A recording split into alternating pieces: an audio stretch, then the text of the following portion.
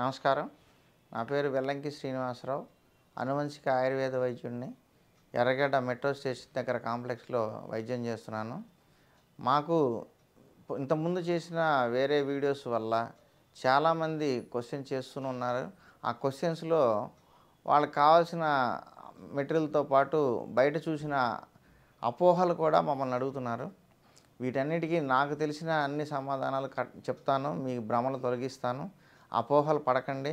మీరు ఖచ్చితంగా ఈ వీడియో అందరూ చూసి స్కిప్ చేయకుండా చూసి అన్నీ తెలుసుకోండి. మీ అపోహలు చాలా వరకు తొలగిపోతాయి. ముఖ్యంగా ఇవాళ అందరికీ ఎక్కువగా కనిపిస్తున్న సమస్య ఏంటంటే శృంగార లాలస, అంటే సెక్స్ కోరికలు, సెక్సే లైఫ్ ఎంజాయ్ చేయాలి జీవితంలో ఉన్నంత వరకు అన్న ఈ తపన అనేది సమాజంలో బాగా పెరిగిపోయింది. అలాగే మీడియాలు, సినిమాలు, ఇంకేదన్నా ఏ మీడియా కూడా ఇలాంటి వాటినే ఎక్కువగా ప్రోత్సహిస్తున్నట్టుగా కనిపిస్తుంది. కాబట్టి జనంలో కూడా అనుభవించేయాలి, జీవితాన్ని ఉన్న కొద్ది రోజుల్లోనే ఎక్కువ జీవితాన్ని అనుభవించాలనే కోరిక కలగటం వల్ల విచ్చలవిడి శృంగారానికి వాళ్ళు ముందుకు జరుగుతున్నారు. ఇలా చేయటం వల్ల వాళ్ళకి సుఖవ్యాధులు అనేవి పొంచి ఉంటాయండి. సుఖవ్యాధులు అంటే సుఖపడేటప్పుడు వచ్చే వ్యాధులు. సుఖం పట్టడానికి తాపత్రయపడి చేసే పనుల వల్ల, అజాగ్రత్తగా ఉండటం వల్ల, అలాగే కండోమ్స్ లాంటివి వాడకుండా అరక్షిత శృంగారం, సేఫ్ సెక్స్ చేయకుండా, ఈ కండోమ్స్ యూజ్ చేయకుండా తొందరపడో లేదా మందుమత్తులో ఉండో అలాంటి తప్పులు చేసిన వాళ్ళకి వచ్చే వాటిని సుఖవ్యాధులుగా మనం తీసుకుంటాం. ఈ సుఖవ్యాధుల్లో చాలా రకాలు ఉన్నాయి. హెర్పిస్, గనేరియా, అలాగే సిఫిలిస్, బాగా ఎక్కువగా ఇబ్బంది పెట్టేది, అందరికీ భయం కలిగించేది హెచ్ఐవి. చాలా వరకు ఇవాళ ఏం జరుగుతుందంటే సమాజంలో హెచ్ఐవికి సంబంధించిన యాడ్స్ ఎక్కడా కనిపించట్లేదు. ఇదివరకు బయట రోడ్డు మీద బోర్డులు కనపడేవి, టీవీలో యాడ్స్ వచ్చేవి, దాని గురించి ప్రచారం ఉండేది గవర్నమెంట్ తరఫు నుంచి కూడా. కానీ ఇప్పుడు ఏమవుతుందంటే ఆ యాడ్స్ అన్నీ ఆపేశారు. జనం ఏమనుకుంటున్నారంటే సమాజంలో ఎయిడ్స్ తగ్గిపోయింది, ఇప్పుడు అంతగా లేదు అనే ఒక అపోహ, అజ్ఞానం పెరిగిపోయింది. కానీ గుర్తుపెట్టుకోండి, మాకు వచ్చే ఫోన్లు దాన్ని బట్టి కూడా మాకు అర్థమవుతుంది. వరల్డ్ కౌన్సిల్ ఆఫ్ హెచ్ఐవి ఇట్లాంటివన్నీ కూడా సంస్థలన్నీ కూడా వాళ్ళు చూసిన వాళ్ళ రికార్డ్స్, వాళ్ళు బయటపెట్టిన రికార్డ్స్ ప్రకారం చూస్తే హెచ్ఐవి చాలా భయంకరంగా వ్యాపించి ఉంది. మనకు కనపడకుండానే మన చుట్టుపక్కలే హెచ్ఐవి పేషెంట్లు బాగా ఉంటారు. కాబట్టి మనం ఈ విషయంలో జాగ్రత్త పడాలి. ముఖ్యంగా ఈ సెక్స్ ద్వారానే వచ్చే రోగం కాబట్టి ఎవరితో పడితే వాళ్ళతో విచ్చలవిడిగా శృంగారానికి పాల్పడకుండా, టెంప్ట్ అయిపోయి అజాగ్రత్తగా ఉండకుండా కండోమ్స్ యూజ్ చేసుకొని ఇలాంటి ప్రమాదాల నుంచి తప్పించుకునేదానికి ప్రయత్నం చేయండి. అలాగే ఈ హెచ్ఐవి అనేది చాలా భయంకరమైన వ్యాధి అని అందరికీ తెలుసు. కానీ మనిషి శరీరంలో ఉన్న ఇమ్యూనిటీ పవర్ని పెంచితే హెచ్ఐవి వెనక్కి వెళ్ళిపోతుంది, అలాగే వైరస్ చచ్చిపోతుంది అనేది మేము ఎన్నో కేసుల్లో చూసాం. ఆయుర్వేదంలో పురాతన కాలం నుంచి ఉన్న జబ్బే ఇది. ఇది మనకి ఇప్పుడు కొత్తగా ఏం రాలేదు. పురాతన కాలంలో వేరే పేరుతో ఉండేది. ఈ హెచ్ఐవి అనే దాన్ని పూర్తిగా వైరస్ లేకుండా బాడీలో చేయొచ్చు. అలాంటి మెడిసిన్స్ అయితే ఆయుర్వేదంలో మంచి మంచి మందులు ఉన్నాయి. ఎవరికైనా సరే ఈ మూలికల గురించి నేను ఆల్రెడీ వీడియోలో చెప్పాను, మళ్ళీ ఒకసారి చెప్తున్నాను. ఈ మూలికలు తెచ్చుకొని వాడుకున్న అతను కూడా ఇందాక కూడా ఒక అతను రిపోర్ట్ పంపించాడు. అతనికి 3 నెలల క్రితం 7,000 చిల్లర ఉన్న వైరస్ ఇప్పుడు 3 నెలల తర్వాత చెక్ చేపిస్తే 2,000కి వచ్చింది. కాబట్టి ఏది నేను చెప్పిన వీడియోలో చూసుకున్న మూలికలతో చేసుకున్న వాళ్ళకే ఇట్లాంటి రిజల్ట్ వస్తే, ఇంకా మంచి మూలికలు మేము యాడ్ చేస్తాము. మా దగ్గర ఇంకా అంతకంటే అడ్వాన్స్డ్ మెడిసిన్స్ కూడా ఉంటాయి. తొందరగా వైరస్ని చంపే మెడిసిన్స్ కూడా మా దగ్గర ఉన్నాయి. మీకు ఎట్టి పరిస్థితుల్లోనూ 1 ఇయర్ తర్వాత మీరు ఎన్నిసార్లు చెక్ చేసుకున్నా వైరస్ మీకు బాడీలో రక్తంలోంచి బయటపడదు. అలాంటి ట్రీట్మెంట్ మేము చేయగలుగుతాము. ఎన్నో వేల మందికి చేసాము. రెగ్యులర్గా రన్నింగ్లోనే ఉంటున్నాయి మాకు కేసులు. మీరు అజాగ్రత్తగా ఉండకండి. ఫస్ట్ కండోమ్ అనేది యూజ్ చేయాలి. బయట వాళ్ళ దగ్గర అపరిచిత వ్యక్తులు లేదా తెలిసిన చుట్టాల్లో వ్యక్తులు, అదే ఇంటి పక్కన వాళ్ళు ఎవరైనా కావచ్చు, వాళ్ళతో సెక్స్కి పాల్పడే ముందు కండోమ్ అనేది జేబులో లేకుండా మీరు ప్రయత్నం చేయొద్దు. చేసిన తర్వాత బాధపడి ఉపయోగం లేదు. వాళ్ళకు ఉంటుందో లేదో మీకు తెలియదు, పైకి లక్షణాలు కనపడవు. అది తెచ్చుకొని మీరు బాధలు పడే కంటే ముందు జాగ్రత్తగానే కండోమ్ యూజ్ చేసుకోండి. అలాగే ఈ సూదుల ద్వారా వస్తుందని ఇదివరకు ఉండేది, కానీ సూదులు కానీ ఇట్లాంటి మెటీరియల్ వాడటం వల్ల హాస్పిటల్స్లో ఇప్పుడు ఆ సమస్య లేదు. ఎందుకంటే అన్నీ కూడా డిస్పోజబుల్ వాడుతున్నారు. అలాగే బాగా స్టెరిలైజ్ చేసి కెమికల్ స్టెరిలైజేషన్స్ కూడా చేసి ఆపరేషన్స్ అవి కూడా చేస్తున్నారు కాబట్టి వాటి ద్వారా వచ్చే అవకాశం చాలా తక్కువ. కాబట్టి ఈ సెక్స్ ద్వారానే ఎక్కువ వస్తుంది కాబట్టి ఈ సెక్స్ విషయంలో చాలా జాగ్రత్తగా ఉండండి. ఈ విచ్చలవిడిగా ఎవరితో పడితే వాళ్ళతో తిరిగే అలవాటు ఉన్న వాళ్ళందరూ కూడా కండోమ్ కంపల్సరీగా వాడుకోండి. వాడుకోవడం వల్ల మీకు హెచ్ఐవి సోకకుండా ఉంటుంది. కండోమ్ కూడా అజాగ్రత్తగా ఉన్న వాళ్ళకు కూడా సోకుతుంది. ముందు తొడుక్కునేటప్పుడు చాలా జాగ్రత్తగా తొడుక్కోండి, ఎయిర్ బబుల్ రాకుండా. అది తొడుక్కున్నప్పుడు పగిలిపోకుండా ఉండాలంటే ఎయిర్ బబుల్ రాకూడదు. కాబట్టి ఆ ఎయిర్ బబుల్ రాకుండా తొడుక్కోండి. ఆ కండోమ్ పగిలిపోకుండా చూసుకోండి. కొంతమంది తెలివితేటలకు పోయి 2-3 కండోమ్స్ వేసామండి అయినా సరే మాకు వచ్చింది అంటుంటారు. 2-3 కండోమ్స్ కాదు, వేసేది ఒకటి సరిగ్గా కరెక్ట్గా వేస్తే ఆ సమస్య రాదు.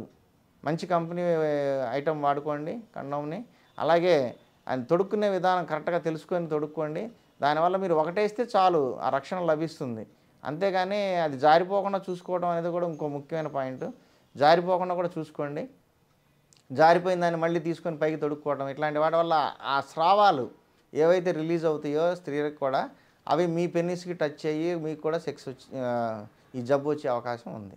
ఈ హెచ్ఐవి కేసుల్లో చాలామంది ఏంటంటే నేను చెప్పిన వీడియోలో ఉన్న మూలికలు వాడుకున్న వాళ్ళు తగ్గిందని మాకు రిపోర్ట్లు పెట్టారు.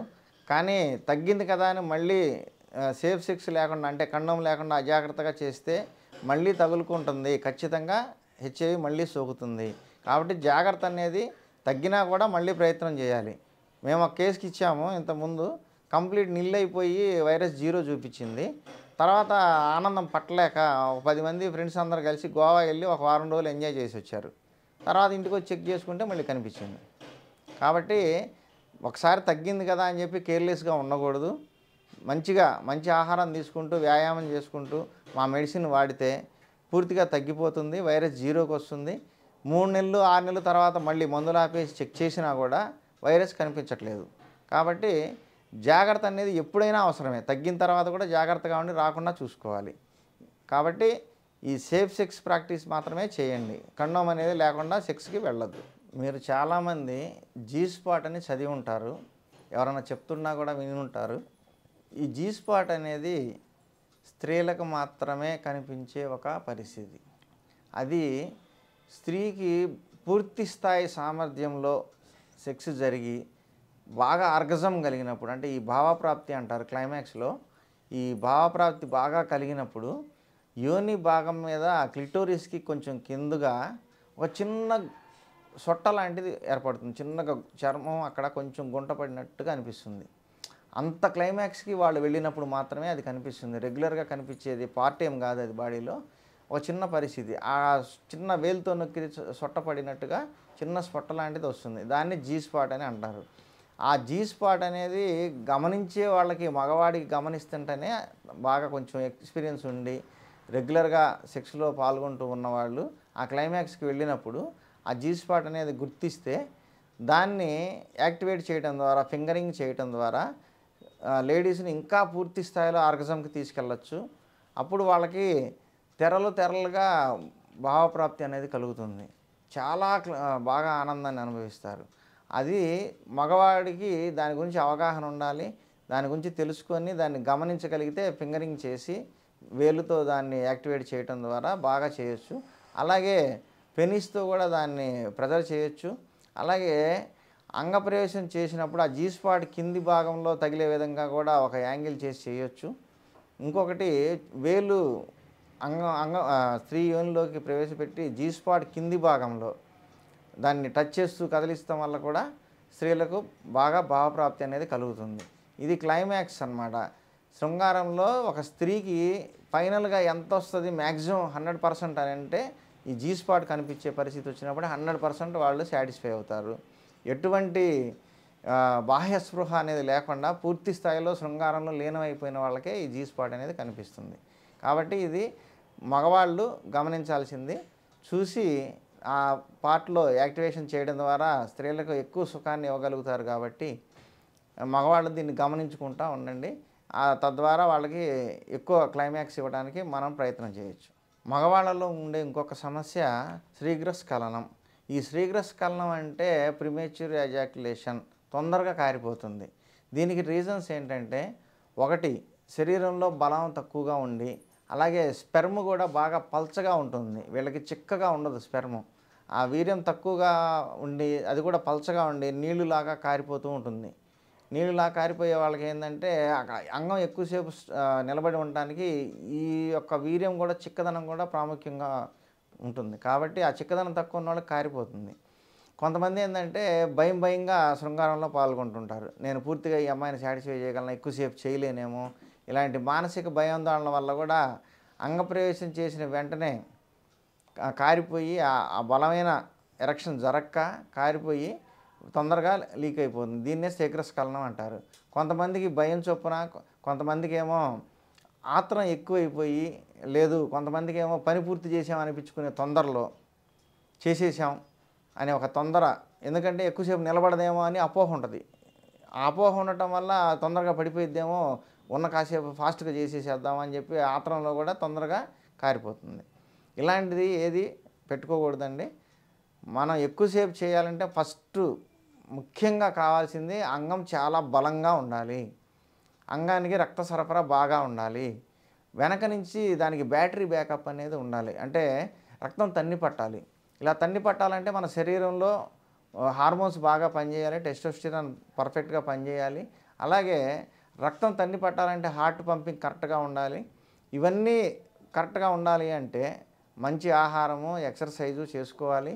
అలాగే ఏ మూలికలైతే అంగం స్తంభించడానికి ఉపయోగపడతాయో, రక్త ప్రసరణ అంతా కరెక్ట్గా ఉండి నరాల శక్తిని పెంచుతాయో, ఈ నెర్వస్ స్ట్రెంగ్త్ బాగా పెంచుతాయో ఆ మూలికల్ని కూడా రోజు ఒక అరగ్రాము నుంచి ఉదయం సాయంత్రం గ్రాము వరకు, అదే పౌడర్ రూపంలో అయితే ఒక అర స్పూన్ వరకు వేసుకొని పాలు తాగుతూ ఉంటే భోజనం తర్వాత, టిఫిన్ తర్వాత, ఉదయం సాయంత్రం వీళ్ళకి అంగం పటుత్వం అనేది బాగా పెరుగుతుంది. పటుత్వం పెరిగిన వాళ్ళు తొందరగా పడిపోయిద్ది అనే కంగారు ఉండదు ఇక వాళ్ళకి. అందుకని అంగం గట్టిగా నిలబడి ఉందంటే వాళ్ళు ఒక 5 నిమిషాలు అటు ఇటు అయినా సరే కూడా ఇబ్బంది లేకుండా చేయగలుగుతారు. ఇంకా కొంచెం టెక్నిక్గా సెక్స్ చేయటం అలవాటు చేసుకున్న వ్యక్తి అయితే, అనుభవం ఉన్న వ్యక్తి, ఒక్కసారి అంగం గట్టిగా స్తంభించిన తర్వాత దిగకుండానే పావుగంట మినిమం చేయొచ్చు. ఆ సామర్థ్యం కావాలంటే శరీరంలో బలం కావాలి, ఆహారం ద్వారా రావాలి, లేదా మూలికల ద్వారా కూడా మనం దాన్ని పెంచుకోవచ్చు. అలాంటి మూలికలు నేను ఆల్రెడీ ఇంతకుముందు చాలా వీడియోస్లో చెప్పాను. ఇప్పుడు కూడా మీకు మళ్ళీ చెప్తాను, అవి ఒకసారి నోట్ చేసుకోండి. ఇందులో అంగస్తంభన బాగా ఉండటానికి, పటుత్వానికి ఈ శీఘ్రస్ఖలనం కావచ్చు, ఇంకే బలహీనతలకైనా సరే మన శరీరాన్ని కాపాడి ఆ బలహీనత లేకుండా చేసేది మొట్టమొదటి మూలిక అశ్వగంధ. ఈ అశ్వగంధ అనేది ఇప్పుడు మీరు ప్రతి చోట వినుంటారు. ఇది ఇమ్యూనిటీ పవర్ పెంచడానికి పనికొస్తుంది, సెక్స్ సామర్థ్యం బాగా పెంచుతుంది, అంగము నరాలు పటుత్వం బాగా పెంచుతుంది. కాబట్టి ఈ అశ్వగంధ అనేది రెగ్యులర్గా మనకి మూలికల్లో ఉండాలి. అలాగే శతావరి అని ఉంటుంది, అలాగే అతిమధురం.